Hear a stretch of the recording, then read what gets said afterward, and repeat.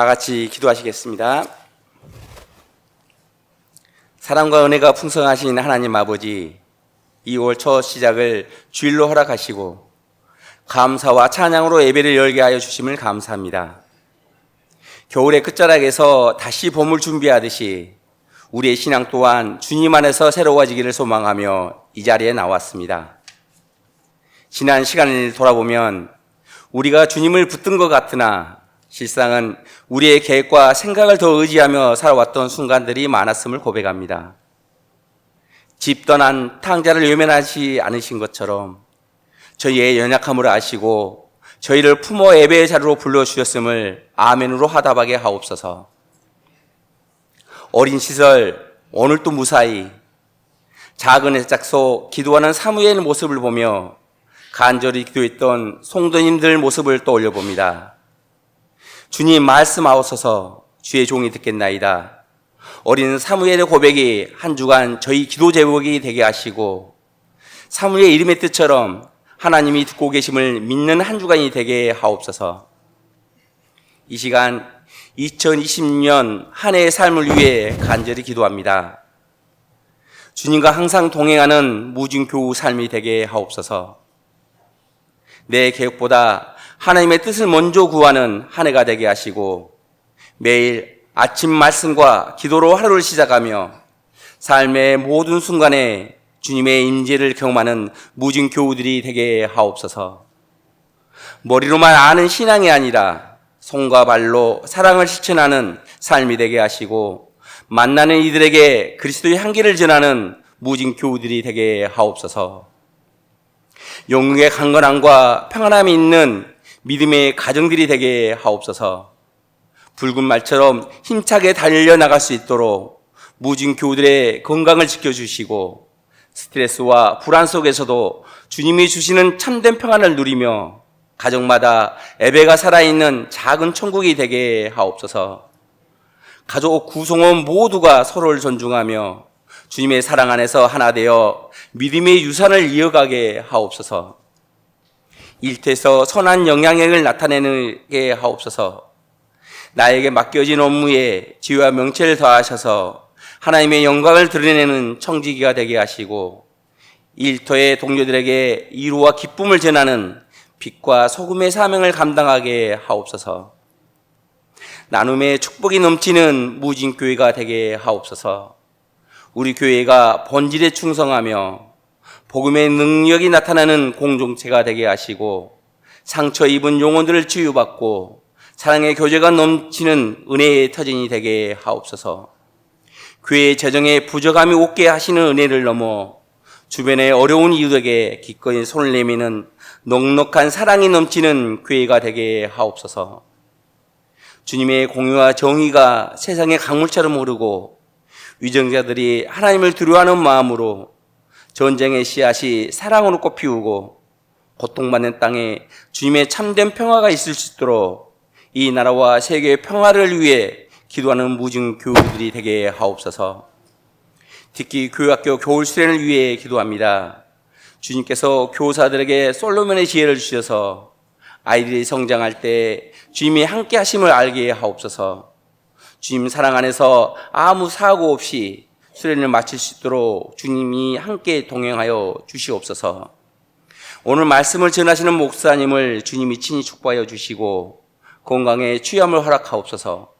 하나님의 말씀이 능력 있게 선포되어 우리의 심령의 부족함이 채워지는 말씀이 되게 하옵소서. 귀한 목소리로 준비한 송가대 찬양을 주님 홀로 받으시고 송가대를 축복하여 주시옵소서. 보이지 않는 곳에서 수고한 손길을 기억하시고 주님 말씀하옵소서. 주의 종이 듣는 마음으로 이 모든 말씀 예수 그리스도 이름으로 기도합니다. 하나님 말씀입니다. 신약성경 에베소서 5장입니다. 신약성경 315쪽 에베소서 5장 15절부터 21절까지 교독하겠습니다. 그런즉 너희가 어떻게 행할지를 자세히 주의하여 지혜 없는 자 같이 하지 말고 오직 지혜 있는 자 같이 하여 그러므로 어리석은 자가 되지 말고 오직 주의 뜻이 무엇인가 이해하라.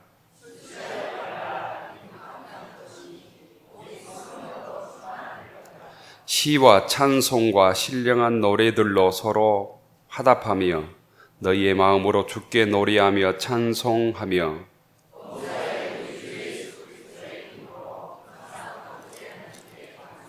같이 읽읍시다. 그리스도를 경외함으로 치자 복종하라. 아멘. 2월 첫째 주를 맞았습니다. 주의 전에 나오신 모든 교우들에게 주님의 은총이 함께하길 기원합니다. 옆 사람 인사하십시다. 반갑습니다. 잘 나오셨습니다. 주님의 평화가 여러분에게, 주님의 평화가 성가대원들에게, 두려워 말라 내가 너를 도우리라. 두려워 말라 내가 너를 도우리라. 벌써 2월입니다. 달이 바뀔 때마다 참 시간 빠르다 이런 것들을 실감합니다. 빠른 시간 속에 저희들 후회하지 않는 믿음의 삶을 살아갈 수 있기를 바랍니다. 요즘 다문화 가정들이 갈수록 많아지고 있습니다. 어느 학교에 다문화 자녀 중에 아주 유난히 얼굴이 까만 학생이 있었는데 또 다문화 가정 중에 얼굴이 유난히 하얀 아이도 있었답니다. 그 하얀 아이가 얼굴이 까만 아이에게 이렇게 얘기를 했답니다. 너희가만 알려주는데 밤에 잘 때 표백조로 얼굴을 씻고 잠을 자면 아침에 얼굴이 하얘질 수 있을 거야. 이 얘기를 듣고 밤에 얼굴이 까만 아이가 열심히 표백조로 얼굴을 씻고 아침에 잠자리에 들었는데 아침에 일어나서 아주 깜짝 놀랐답니다. 얼굴이 까맣게 되어 있는 것이 하얗게 되어 있는 것이 아니라 훨씬 더 까맣게 되어 있었기 때문입니다. 그래서 깜짝 놀라서 그 표백제를 이렇게 제품 설명서를 읽어봤답니다. 그랬더니 흰 옷은 더욱 희게, 색깔 옷은 더욱 선명하게 이렇게 써져 있었다고 그럽니다. 원단이 다르면 결과가 달라지죠. 입력이 다르면 출력도 달라집니다. 아무리 좋은 물건도 목적대로 사용하지 아니하면 내가 원하는 결과를 얻을 수가 없습니다. 우리 인간의 사용 설명서가 뭐냐 하면 성경입니다. 인간의 사용 설명서는 성경입니다. 표백제 사용 설명서를 읽지 않고 내가 얼굴을 씻으면 하얗게 되리라 이런 생각한 것은 그 목적이 잘못된 거죠. 우리가 열심히 사는데 우리 인간 설명서, 우리에 대한 설명서인 성경은 읽지 않고 우리가 그냥 열심히 사니까 결과가 내가 뜻하는 대로 나오지 않을 때가 너무나 많습니다. 오늘 하나님께서 부르신 목적대로 오늘 주님의 말씀을 듣고 그 말씀 우리의 삶을 변화시키는 능력이 되기를 바랍니다. 오늘 에베소서 말씀에서 사도 바울은 우리들에게 지혜롭게 살라고 권면하고 있습니다. 따라서 합니다. 지혜롭게 삽시다. 지혜롭게 삽시다. 미련하고 어리석은 모습으로는 올 한 해 승리할 수 없다는 거예요. 미련하게 살아서는 또한 주님의 뜻을 이루지 못한다는 것입니다. 내가 열심히 살았는데 주의 뜻대로 살지 않아서는, 미련하게 살아서는, 하나님의 지혜를 포기하고 살아서는 우리가 승리할 수 없고 주의 뜻을 이룰 수 없다는 거예요. 우리가 믿음으로 살기 위해서, 승리하기 위해서 곧 하나님의 지혜가 필요하다는 말씀입니다. 그렇다면 지혜로운 자가 되기 위해서는 어떻게 해야 되는가? 오늘 성경의 가르침에 귀를 기울일 수 있기를 바랍니다. 첫째로는 어떻게 행동할지 깊게 생각하라 이렇게 우리들에게 권면합니다. 15절에 보면 너희가 어떻게 행할지를 자세히 주의하라 이렇게 말씀합니다. 너희가 어떻게 행할지 자세히 주의하라. 자세히라는 말은 부지런히라는 말이 있습니다. 부지런히 생각하라 라는 의미가 있습니다. 두 번째, 주의하라는 말은 주의 깊게 정확하게 틀리지 않도록 이런 말씀이 있습니다. 이걸 합쳐보면 우리가 지혜롭게 살기 위해서는 오늘을 어떻게 살지 깊게, 주의 깊게 자세히 생각해 보라라는 거예요. 어제 살았던 방식대로 반복해서 살지 말고 그냥 되는 대로 살지 말고 주의 깊게 자세히 오늘 어떻게 살아야 될지를 생각하라라는 거예요. 지혜로운 사람은 곧 깊게 생각한다는 거예요. 생각하고 행동한다는 의미입니다. 오늘 이 주님께서 우리 신앙인들에게는 정해주신 주의 날입니다. 주일입니다. 주일에 어떻게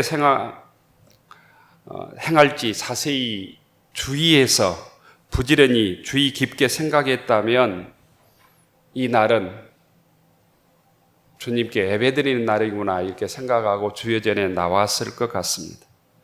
주일에 깊게 묵상했다면 여러 가지 바쁜 일이 있지만 바쁨을 이기고 먼저 예배를 드리고 바쁜 일을 해야 되겠다 이렇게 결단했을 것 같습니다. 신령과 진정으로 예배 드리는 일이 우리 신앙인의 근본이라고 하는 사실도 묵상하고 그 말씀을 지켰을 것 같습니다. 하나님을 찬양하며 주님께서 기뻐하시는 예배를 드리는 것이 하나님께서 우리를 불러주시고 우리에게 주신 직분을 감당하는 첫 번째 길이라고 하는 사실도 깨달았을 것입니다. 이것이 깊게 생각하고 깊게 묵상하고 자세히 주의하여 행하는 성도들의 삶이라는 것입니다. 깊게 주의하여 생각하고 행동할 때 그것들이 켜켜이 모아질 때 한 해를 승리할 수 있고 우리가 하나님의 자녀로서 살아갈 수 있다는 것입니다. 우리가 경험하는 대로 현대는 속도의 시대고 경쟁의 시대입니다. 하지만 성경은 속도보다도 방향이 중요하다고 우리에게 가르쳐 줍니다. 아무리 빨라도 인생의 목적이 잘못되면, 인생의 방향이 잘못되면 내가 원하는 목표에 이르지 못한다는 것을 우리는 잘 알고 있습니다. 그래서 내 인생의 목적이 무엇인지, 하나님께서 나를 왜 주의 자녀로 부르셨는지, 하나님께서 약한 무진교회에 부르셔서 왜 이런 직분을 주셨는지, 집사의 직분을 주셨는지, 구역장의 직분을 주셨는지, 권사의 직분을 주셨는지 깊게 생각하고 행동하라라는 의미입니다. 내 삶을 정확하게 깊게 묵상하고 내 가정을 점검해보고 내 자녀를 부지런히 신앙으로 점검해보는 교우들이 되기를 원합니다. 그리고 올 한 해 지금 주님을 향해서 바로 달려가고 있는가, 내가 열심히는 달려가고 있는데 최선을 다하고 있는데 방향이 맞은가, 이것들을 점검하는 2월 첫째 주가 되기를 바랍니다. 두 번째, 지혜 있는 자가 되기 위해서는 16절에 세월을 아끼라 이렇게 말씀하고 있습니다. 세월을 아끼라는 성경의 원뜻은 시간을 사라 또는 기회를 사라 이런 의미가 있다고 합니다. 세월을 아껴야 되는 이유는 아주 간단하지요. 시간이 정해져 있기 때문이다라는 것. 우리는 시간은 영원하다고 생각하는데 나에게 허락해 주신 하나님의 시간이 정해져 있다라는 것. 어떤 분들에게는 올 한 해가 하나님께서 정해준 시간의 마지막일 수도 있습니다. 무한정 하나님께서 우리에게 시간을 허락해 주지 않았다라는 거예요. 각자마다 다르지만 우리 인생에는 정해진 시간이 있다. 다른 사람의 시간을 내가 빌렸을 수 없다는 거예요. 이게 지혜만 하나님의 인간에 대한 법칙입니다. 나에게 정해진 시간을 내가 사용하는 것이, 그래서 바르게, 귀하게 시간 낭비하지 않도록 사는 것이 지혜입니다. 때가 악한 세상에서 저와 여러분들에게 주어진 짧은 시간을 사용해서 어떻게 하면 하나님께 영광을 돌리는 삶을 살 수 있을까? 어떻게 하면 주님께서 나에게 주신 귀한 직분을 잘 감당할 수 있을까? 시간을 낭비하지 않기 위해서는 하지 말아야 될 일들을 금해야 합니다. 성경에서는 몇 가지로 얘기합니다. 시편 1편 1절에서 보면 복 있는 사람은 악인들의 꾀를 따르지 아니함. 악인들의 꾀를 따르지 아니함. 죄인들의 길에 서지 아니하며 오만한 자의 자리에 앉지 아니한다. 이게 복 있는 사람의 첫째 기준이다라는 거예요. 우리는 타락한 자들의 유혹과 강교한 자들의 꾀를 따르지 않아야 됩니다. 죄인의 길에서 죄인들과 함께 서성이지 않아야 된다는 것. 또한 교만하고 오만한 자리에 앉아서 다른 사람을 무시하고 업신여기고 평가하는 재판관 자리에 앉지 않아야 된다는, 항상 겸손한 삶의 자세를 견지해야 된다고 말씀합니다. 반대로 지혜롭게 살기 위해서는 하지 말아야 될 것 외에 또 반드시 해야 될 것이 있다고 성경은 가르칩니다. 시편 1편 2절에서는 오직 여호와의 율법을 즐거워하며 그의 율법을 주야로 묵상하는도다, 이렇게 기록하고 있습니다. 하나님의 자녀로 잘 사는 사람은 하나님의 말씀을 읽고 묵상한다는 거예요. 복 받는 사람은 하나님의 말씀을 사랑하고 그 말씀을 즐거워한다는 거예요. 그 말씀을 즐긴다는 거예요.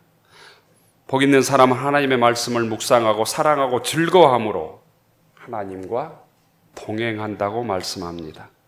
이런 사람이 복받는 하나님의 자녀들입니다. 2026년 주의 말씀을 묵상하고 즐거워하고 동행함으로 복 있는 믿음의 교우들이 되기를 축원합니다. 세월을 아껴야 되는 또 하나의 이유는 곧 우리가 사는 세상이 악하기 때문입니다. 때가 악하다고 얘기합니다. 세상이 악하기 때문이다. 세월을 아끼라, 때가 악하니라. 이 세상이 악한 이유는 영적으로 말씀을 들으면 사탄의 세력이 이 땅에서 왕노릇하고 있기 때문입니다. 주님께서 이 세상에, 지상의 세계에서 왕노릇하는 것이 아니라 이 세상에 사탄이 왕노릇하고 있기 때문이다. 그래서 에베소서 6장 12절에서는 우리의 씨름은 혈과 육에 대한 것이 아니요 정사와 권세와 이 어둠의 세상 주관자들과 하늘에 있는 악한 영들에 대함이라. 우리 영적 싸움은 눈에 보이지 않는 영과의 싸움이다. 악한 영들과의 싸움이다. 이렇게 기록하고 있습니다. 우리는 항상 우리 눈에 보이는 현상만을 보아서는 안 됩니다. 그 현상이 있기 위해서 보이지 않는 영의 세계가 또한 있다고 하는 것도 우리가 인정해야 되지만, 그 영의 세계에 대해서 우리가 잘 알지 못하지만 성경이 말한 만큼은 이해하고 있어야 합니다. 사람들이 행하는 앞뒤에 악하고 무서운 악한 세력, 마귀의 세력이 있음을 알아야 합니다. 우리 현상 뒤에 자리 잡고 있는 사탄의 세력도 있음을 알아야 합니다. 2024년 12월에 내란을 일으켰던 윤석열 내란 뒤에도 악한 세력이 자리 잡고 있었다고 하는 것도 우리 신앙인들은 알아야 합니다. 우리가 나도 모르는 사이에 사탄의 도구가 되지 않기 위해서 영적으로 그래서 깨어 있어야 합니다. 이런 상황에서 그리스도인으로 살기 위해서는 곧 영적인 깨어남, 믿음의 지혜가 필요하다는 거예요. 악한 사탄의 도구가 되지 않기 위해서 우리는 몇 가지를 경계해야 합니다. 악한 사탄의 도구로 쓰임받는 사람들을 보면, 어리석은 사람들을 보면 곧 감정의 지배를 받습니다. 하나님의 말씀의 지배를 받는 것이 아니라 자기 육신의 지배를 받는다는 거예요. 무엇이 옳고 그른가를 생각하기 전에 자기의 감정을 먼저 앞세웁니다. 기분 내키는 대로 행동한다는 거예요. 주의 뜻을 잊어버리고 내 감정을 주의 말씀보다 앞세운다는 거예요. 이게 곧 사탄의 도구로 전락하는 첫 번째 모습들입니다. 2026년 신앙생활하며 주의 말씀보다 내 생각, 내 감정을 앞세우는 교우들이 한 사람도 없기를 바랍니다. 두 번째는 욕망의 지배를 받습니다. 본능에 이끌려 다닌다는 거예요. 육신의 욕망대로서 주님의 뜻보다는 자신의 체면을 앞세웁니다. 자신의 생각을 앞세웁니다. 신앙도 포기하고 내 체면이 굳어지면 교회도 옮깁니다. 신앙은 자존심과 내 체면을 포기하는 일입니다. 자존심과 내 체면을 포기하지 못하면 절대로 신앙은 성장하지 않습니다. 교회에서 내 체면, 내 자존심을 앞세우는 사람이 어떻게 보면 영적으로 가장 미련한 사람입니다. 그런 사람은 반드시 시험에 넘어지게 되어 있습니다. 주님의 뜻을 앞세우지 못하기 때문입니다. 우리가 힘들어도 내 자존심 구겨져도 주의 뜻을 앞세우고 주의 말씀에 순종할 때 말씀의 지혜를 얻게 되는 것입니다. 지혜로운 자가 되기 위해서는 반드시 주님의 뜻을 이해해야 합니다. 오늘 17절에 보면 어리석은 자가 되지 말고 주의 뜻이 무엇인가 이해하라 이렇게 말씀합니다. 주의 뜻을 이해하지 못하면 어리석은 자가 된다. 내 감정을 앞세운, 내 뜻을 앞세운다는, 내 자존심을 앞세운다는 거예요. 지혜와 어리석음의 기준은 분명합니다. 하나님의 뜻을 묻느냐 묻지 않느냐에 달려 있습니다. 주님의 마음을 알면 눈이 열리게 되어 있습니다. 지혜의 눈이 열리게 되어 있습니다. 주님의 뜻을 다른 성경에서 찾아보면 첫째로는 거룩함이에요. 하나님의 뜻은 이것이니 너희의 거룩함이니라. 데살로니가 전서 4장 3절의 말씀입니다. 하나님의 뜻은 우리가 거룩하게 사는 일이다라는 거예요. 두 번째는 우리가 기뻐하며 감사하며 기도하며 사는 것입니다. 데살로니가 전서 5장 16절의 말씀이죠. 항상 기뻐하라. 쉬지 말고 기도하라. 범사에 감사하라. 이는 그리스도 예수 안에서 너희를 향하신 하나님의 뜻이니라. 이렇게 말씀합니다. 우리가 기뻐하고 감사하며 기도하지 않는 삶을 살고 있다면 내가 주님의 뜻대로 살지 못한다고 하는 사실을 기억해야 합니다. 이게 곧 주님의 뜻을 이루는 일입니다. 우리가 거룩하게 살고 기뻐하며 감사하며 기도하며 사는 삶이 곧 믿음을 통해서 이루어질 때 내가 주의 뜻을 이해하고 살고 있구나 이렇게 생각하시면 됩니다. 지혜로운 성도가 되기 위해서 오늘 성경에서 우리들에게 가르쳐준 네 번째 말씀은 성령으로 충만하라라는 거예요. 함께 따라서 합니다. 성령으로 충만하라. 성령으로 충만하라. 술 취하지 말라. 이는 방탕한 것이니 오직 성령의 충만을 받으라. 18절의 말씀입니다. 사람은 어쩔 수 없이 무엇에인가는 세상의 어떤 것에인가는 취해서 살아갑니다. 많은 사람들이 성공에 취해서 살아가기도 하고요. 돈에, 물질에 취해서 살아가기도 합니다. 또 명예에 취해서 살아가기도 합니다. 문제는 우리가 무엇에 취해 있느냐라는 거예요. 사도 바울은 세상 다른 것에 취해 있지 말고 성령에 취하라고 성령으로 충만하고 말씀합니다. 성령으로 충만하는 의미가 무엇일까 생각하셔야 합니다. 성령으로 충만하라는 의미가 무엇일까? 성령 충만은 감정의 고주가 아니에요. 흥분 상태가 아니에요. 우리의 삶의 중심이 하나님께로 옮겨지는 것을 의미합니다. 성령 충만은 흥분 상태나 감정의 고주가 아니라 곧 내 삶이 주의 뜻대로 옮겨지는 것을 성령 충만이라고 그래요. 성령에 이끌리는 사람은 자기 욕망이 아니라 주님의 사랑을 드러내며 이웃을 아끼며 주의 의로움과 정의와 사랑을 실천하며 살아가는 사람입니다. 어떻게 보면 가장 이성적일 수도 있어요. 신앙적으로. 주님의 말씀을 부여잡고 그 삶을 내 삶 속에서 작은 것부터 하나하나 실천하며 사는 삶. 이게 성령 충만한 삶이고, 아무리 세상이 바쁘고 힘들고 어려워도 주의 날은 예배를 드리고 정해진 시간에 기도하고, 아무리 바빠도 말씀을 묵상하고 주님의 뜻을 깨달았으면 그 말씀대로 행하기 위해서 내 시간을 포기하고 물질을 포기하면서도 살아가는 삶이 성령 충만한 삶이라는 거예요. 성령 충만한 삶을 통해서 내 욕망을 이루는 것은 성령 충만이 아니에요. 내 육신의 욕망, 내 물질의 욕망, 주님의 뜻을 이루는 것, 이건 성령 충만하고 좀 구별된 거예요. 하나님께서 그런 것들은 나에게 은사로 주시는 것들이에요. 어떤 사람에게는 타고날 때부터 건강이 있지요. 어떤 사람일 때는 뛰어난 머리가 있어서 세상 어떤 경쟁에서 이길 수 있는 능력들이 있습니다. 이런 것들은 하나님께서 나에게 주신 은사일 뿐이에요. 그러나 모든 사람들에게 바로 예수를 믿으면 성령 충만한 삶을 주시는데 주의 뜻대로 살 수 있는 능력이라는 거예요.